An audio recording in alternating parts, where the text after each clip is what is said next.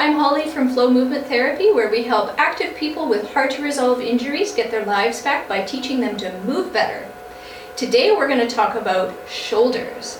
Now I'm sure many of you have come to this video because you're like, my shoulders hurt so much, I have neck pain, I have headaches, any number of things that are going on in our bodies. And it's certainly true that our lives today are all in this forward position, isn't it? No matter what we're doing, if we're chopping vegetables or we're driving or we're on the couch watching TV or we're on our laptops or our devices, everything is in this position. And it's no wonder that everything is angry and frustrated with our bodies. What we want to do is start to be able to put some more movement into our bodies to get us out of that stuck position that we're in and be able to wake up some of the movements that allow us to have more options rather than just that one position that we're stuck in. So we're going to work through 3 different sets of exercises to help you regain the movement that's already there in your blueprint of movement that's in your nervous system.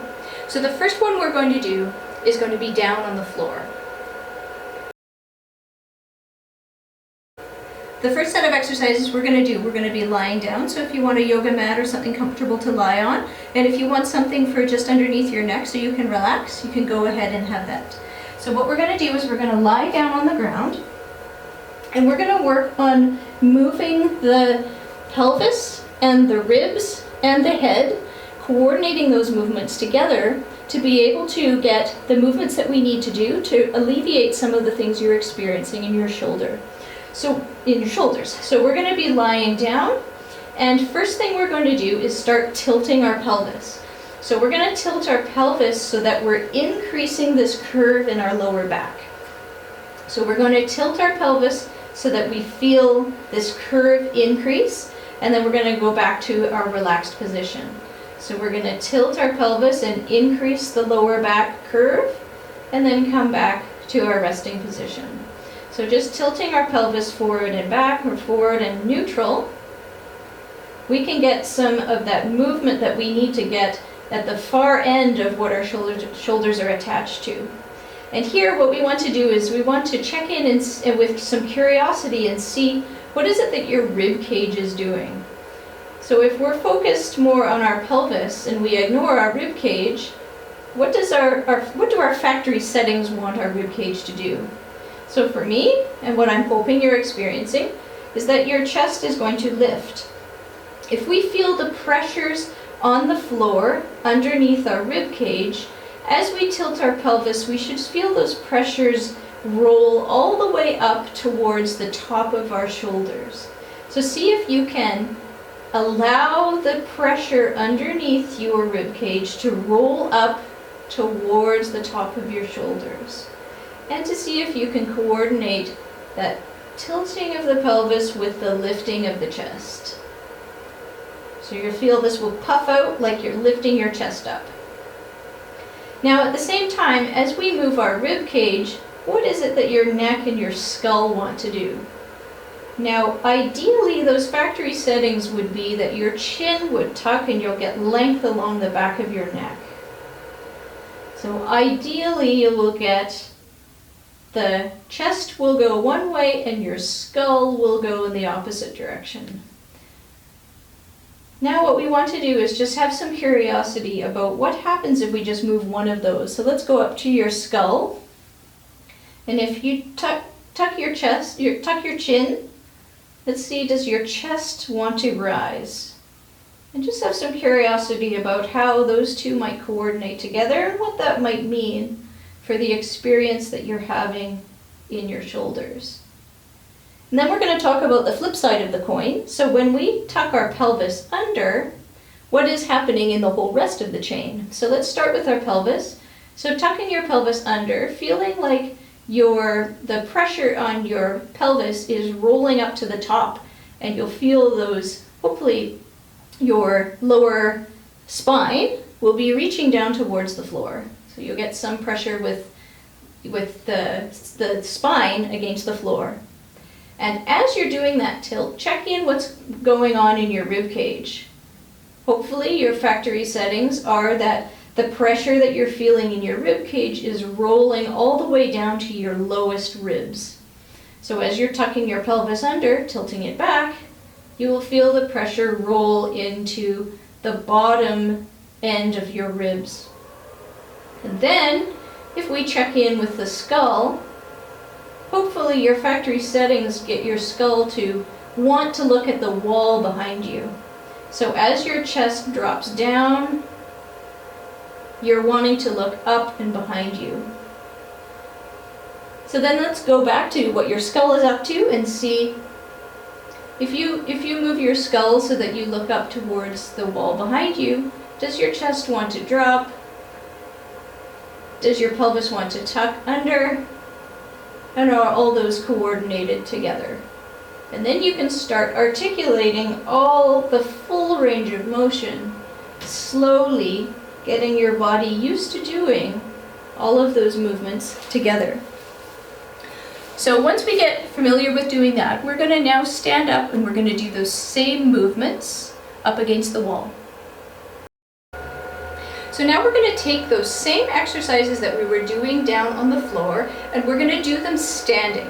So we're going to start incorporating our postural muscles into helping us do those movements against the forces of gravity. So we're going to find a nice flat wall, and it can be useful for you to have a mirror in front of you later when you practice these, just to see what's going on in your body. So we're going to stand just like we were doing on the floor. We're going to have a few points of contact that we're going to focus in on. So we're going to be standing so that our feet are far enough away from the wall that we're not so close to the wall we're trying to stand upright. So we want to be using the wall as a plumb line, kind of like the floor we were using when we were lying down. So we're going to have 3 points of contact, somewhere around your pelvis, somewhere around your shoulders, and the back of your head, if you can, if it's comfortable against the wall. And we want to maintain those 3 points of contact at all times. Now the first thing we're going to do is, like we were on the floor, we're going to start with moving our pelvis. So we're going to soften our knees so they can bend if they choose to. And we're going to tilt our pelvis forward, keeping that contact with the wall, don't lose the contact. And then tucking our pelvis under. So we're going to be tilting our pelvis forward and feeling that curve in our lower back, and then tucking our pelvis under and feeling our lower back go towards the wall. And so this is going to start prompting that movement in our rib cage. So as we tilt our pelvis forward and our knees soften, our chest will want to rise, just like we experienced on the floor. And then coming back to neutral, tilting your pelvis forward and lifting your chest. You should feel the weight, like we were on the floor, the weight against the wall should go up, high up on your rib cage, hopefully right up above your shoulder blades to the back of your shoulders. And then, just like we experienced on the floor, we're going to feel our chin tucking, keeping contact with the wall. It's going to cause a lot of length in the back of our neck. We're going to feel like our skull was left behind and is going up the wall as our chest lifts up. Then we're going to do the opposite of that. So we're going to be tucking your pelvis under with your lower back going towards the wall, and you're going to feel your chest dropping down. So the weight against the wall is going to go down towards your lower ribs. And then coming out of that, relaxing, and then tucking your pelvis under as you let your chest drop. And then we'll feel with our skull, just like we felt on the floor, we're going to have this need to look up towards the ceiling. You're going to feel your head draw down the wall and probably a nice stretch across the front of your throat. So tilting the pelvis, dropping the chest, and letting your head go up the wall. So just working on building, being able to cycle from one to the other, get those mechanics which are probably a little confused and not quite collaborating with each other yet, and just building from just pelvis and chest to begin, and then start adding your head, and just start and having some curiosity about those movements. I recommend these movements definitely for clients of mine that get headaches or tension or anything from sitting at a desk. Just getting some articulations and some movement for a couple minutes, even when you go to the bathroom at work. and just trying some movements for a couple moments and just regain those. The second thing we're going to do here on the wall is everything side to side. So in that same configuration, 3 points of contact on the wall, we want to start waking up those side to side movements. So we're going to start with our pelvis, and we're just going to bend one knee and allow our pelvis to drop. So if I had a straight line here, you would see that on that side with the bent knee, my pelvis is going to drop down. Now this is going to cause me to have some length happening on this side. And so I'm going to get a different experience of length on this side and compression on this side. And if we try to keep our chest exactly where it is on the wall and not shifting everything over, we will see that we're going to have some length on that side. So if we lift this arm up, we get some length happening. And I got a few little pops in my back, so that's nice. Getting some length happening on that side. And then we can go to the other side, bending this knee, dropping the pelvis down, and getting length along this side.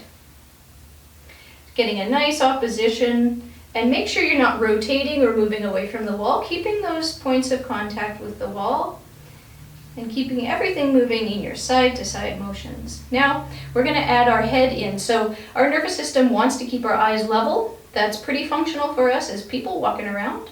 So we want to see if we can keep everything through a plumb line like this, and moving everything around that center point. So we're going to drop the pelvis as our rib cage goes to one side, and we're keeping our head going the opposite direction to keep our eyes where they are. So this may make your movements a lot smaller, but we want to see what's driving the bus here, what's in charge. Is it my shoulder doing the work for me? Am I rotating away to create that? Or can I keep everything right where it is and just do the work around my spine? And this will help to increase those